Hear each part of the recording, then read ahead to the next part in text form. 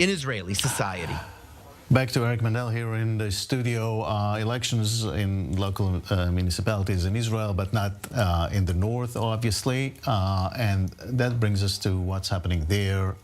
It's something that has been unprecedented in Israeli history. So many people are displaced, and Israel has to deal with this sooner or later.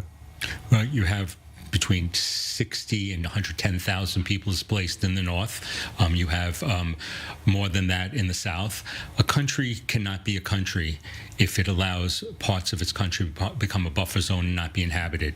Israel must be able to go back there, and that's going to be a decision.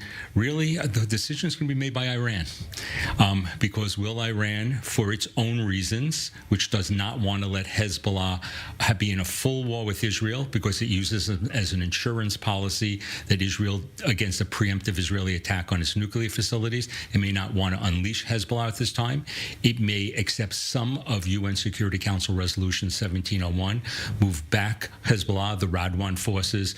It should be all the way to the Litani River, but maybe halfway. But will the Israelis in the north feel secure? I'm not sure that they will be.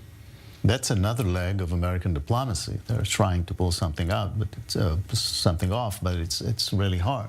Listen, the Americans are making a big mistake. They think the Lebanese armed forces are a real entity. This is a failed state. Hezbollah controls the state, both militarily and politically, and nothing will happen there. Whether it's the Christians or the Sunnis or the Druze, they are not strong enough or willing to confront Hezbollah. And so that we act as if the Lebanese government and the armed forces can take control of this country, but they cannot. It is all about Hezbollah, and the address is Iran. And unless America makes Iran pay consequences, it will be nothing will change in Lebanon. There was a talk about changing the American doctrine, the Biden-year doctrine regarding Iran. Obviously, it didn't happen. America had 170 or so attacks before the 3 American soldiers were killed. There was mediocre or minimal responses until that time. And again, it never directly attacked Iran. Iran will die to the last drop of Arab blood. Hezbollah are Shiites, but they're Arabs.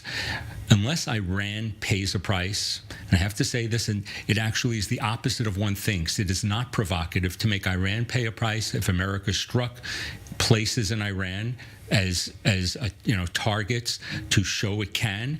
That's the only way to decrease Hezbollah, PIJ, Hamas, the Houthis. Iran has not paid a price yet. Yeah, that hasn't happened neither in a Republican administration nor in a Democratic one. Do you think eventually it will happen? Well, Soleimani was killed, but that was on Iraqi soil. But that sent a significant message because he was a generational player. America does not want to deal with Iran. It thinks that these limits that it's imposed actually control things. But if you really want to make a difference in the Middle East is about, we should be supporting the Iranian people, and we should be not afraid to say that Iran is the source of all of these problems. That's what your former Prime Minister Bennett would said. We really need to make the head of the octopus or the snake pay a price, and that's how you'll make some changes going on.